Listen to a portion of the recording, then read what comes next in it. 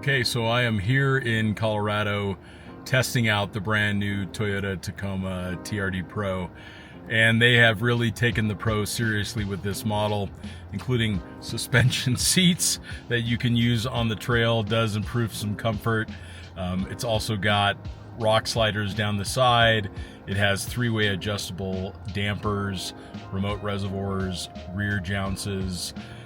It's got an additional about 1.5 inches of clearance, about a lift, and then it's also about 1.5 inches wider for the track width.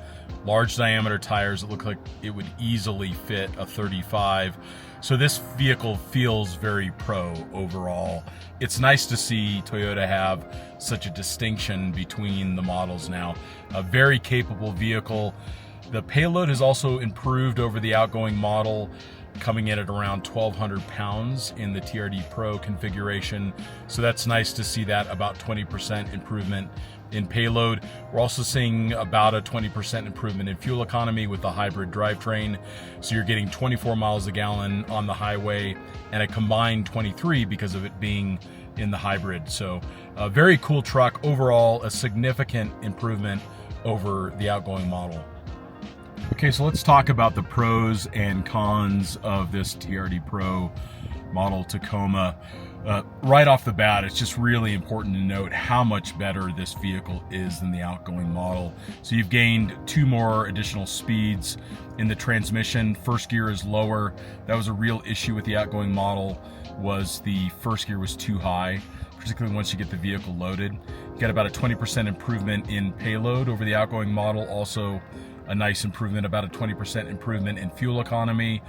You've got disc brakes now in the rear. You have a 5-link coiled suspension in the rear. So overall, you've seen these significant steps forward in overall performance. And you feel it. The sway bar disconnect greatly reduces head toss on the trail. The multi-terrain select is more effective. Traction control is more effective. Traction control works under left foot braking, so that is proper application of that technology for an off-road vehicle. And the screen is huge, so when you're running OnX, Gaia GPS, you just have this great screen to work from. Downsides are actually pretty minimal on this vehicle. It's nice to see them hit those payload numbers. Of course, we'd love to see it higher, but we understand that this is a very up-contented model. The one thing I'd like to see as an option is the sunroof. I think sunroof should always be optional in vehicles. For those who don't need a sunroof or don't want a sunroof, you're sacrificing payload right off the bat. So we want to make sure that those sunroofs are optional. The other thing that I think needs to be optional on this TRD Pro is the suspension seats. And that's just simply going to be anybody who would ever desire to put someone other than a 3-year-old in the back of it. There is not any usable leg space. There's really no way around it. It's the most clear way to say it, is if you wanted to put 4 adults in this vehicle, it's either going to be very uncomfortable or very unsafe, because their knees are basically pushed up against a seat that moves. So I'd like to see these seats optional. Now, it's also important, to be fair, that these seats are extremely comfortable. They have good bolstering, great material. They have a longer lower part of the seat that supports the thighs well, electric, heated, cooled. Across the board, they're really great. So people need to be able to have the option. If you want to carry more than 2 people, then you really need to make these seats optional. The other thing too is that this vehicle comes with a fake hood scoop in the hood. Things like, especially from Toyota, which is such a credible premium brand, quality brand that really focuses on genuine capability and reliability, we want to really avoid things that are fake. We really want to avoid things that do not provide a benefit and actually create a distraction for the driver. So when you're driving this vehicle on the road, especially a road with broken pavement, or you're on the trail, corrugations, the hood just has a ton of movement out of it, and that fake hood scoop just vibrates a lot. And it also is it blocks your view. So you have less view down the trail because of this appendage on the hood that does not provide any genuine function. So we always want to encourage manufacturers to avoid things that are fake.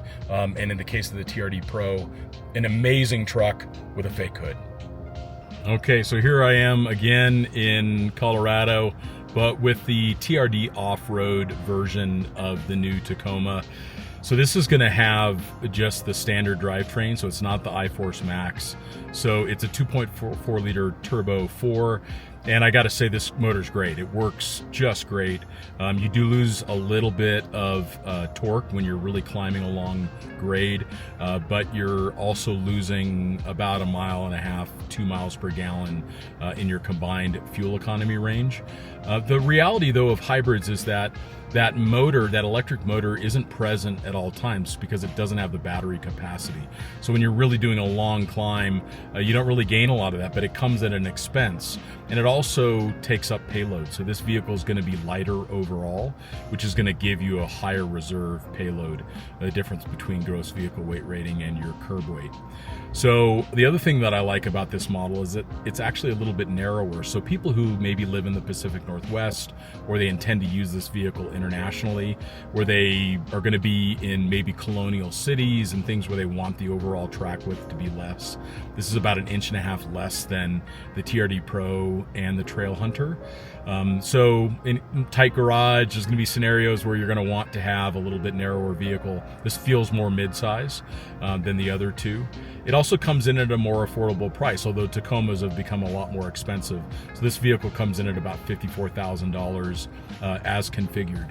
And you can get it down contented even a little bit more. You can remove the sunroof, you can remove the leather seats and go with cloth seats. But this one's got, you know, air conditioned seats, heated seats, all of the goodies that you would want on there. But more importantly, it has the TRD off-road package. So you're going to gain that rear locking differential. You're going to gain that multi-terrain select, crawl control, hill descent control. And then on this one, it also has the option of the front sway bar disconnect. I cannot overemphasize how nice this feature is for off-road travel. Typically, independent front suspension vehicles are really tied down. They're really locked down with a large diameter anti-sway bar. So you end up with a lot of head toss out of an independent front suspension vehicle. So the fact that you can disconnect that front sway bar and gain that 15 to 20% improvement in articulation, but what you more importantly improve is you're not getting that return resistance out of the sway bar. It's not springing the vehicle back to center. It's actually allowing the vehicle to move a little bit more naturally with the terrain, and it results in a significantly improved ride quality, particularly for the passenger. So I like the sway bar disconnect, this very effective traction control. You rarely need the locking differential in the rear.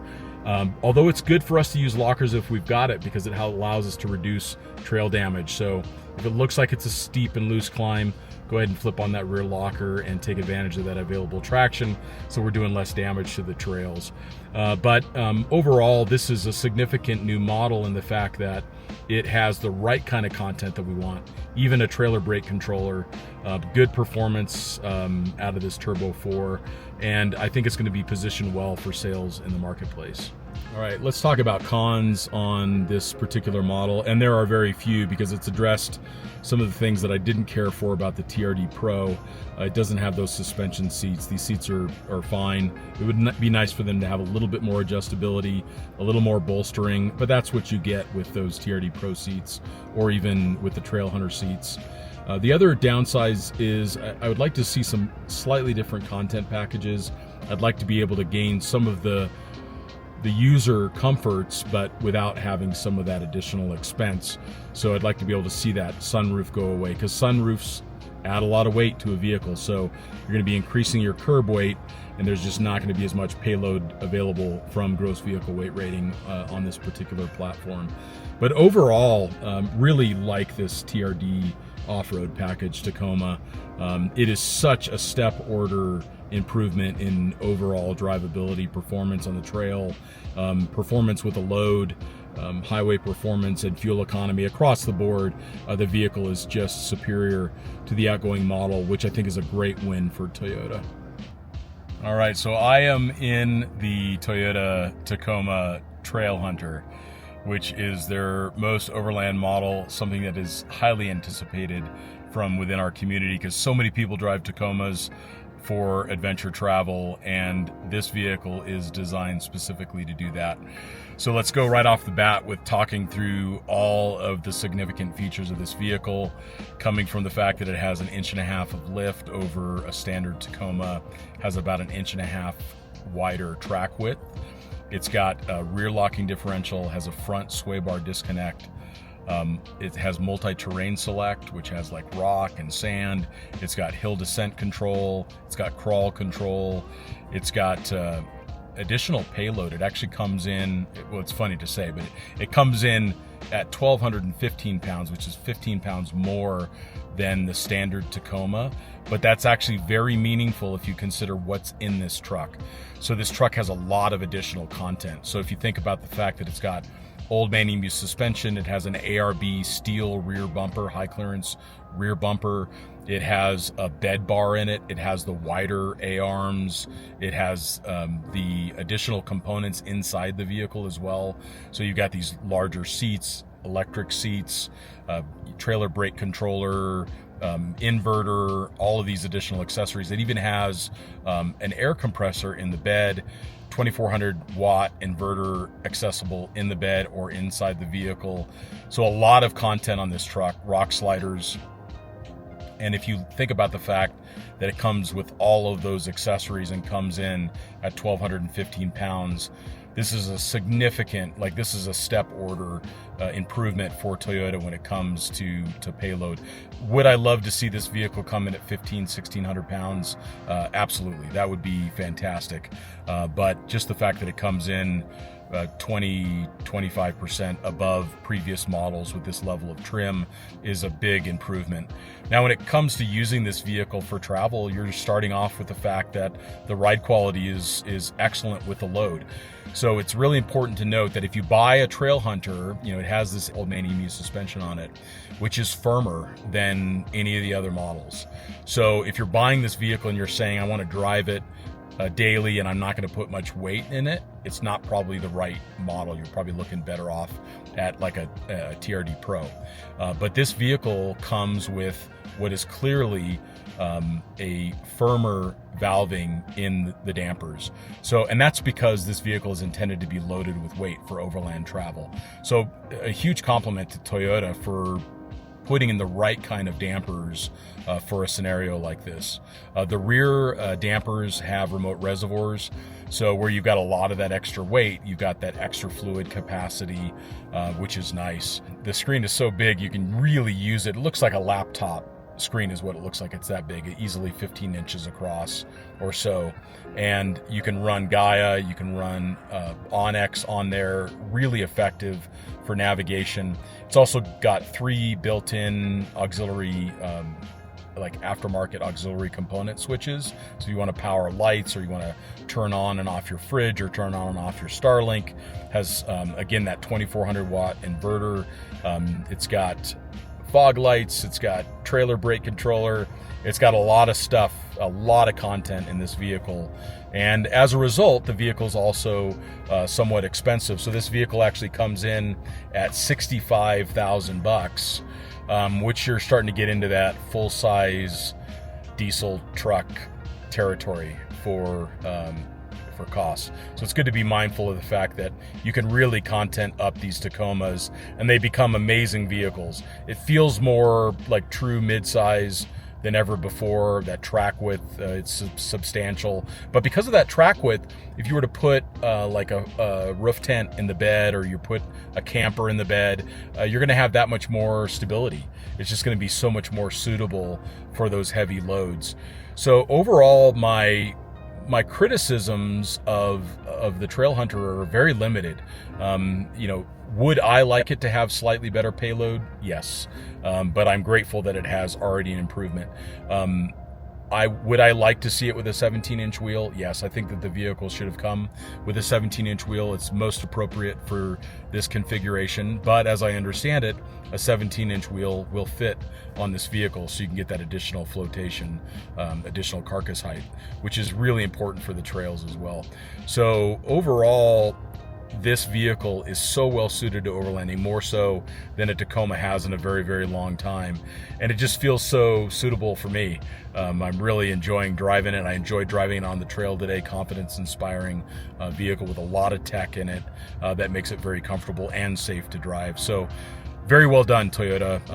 A lot of compliments that I could give towards this Trailhunter. And it's even got a snorkel, so it's ready for overlanding. So thanks again, Toyota.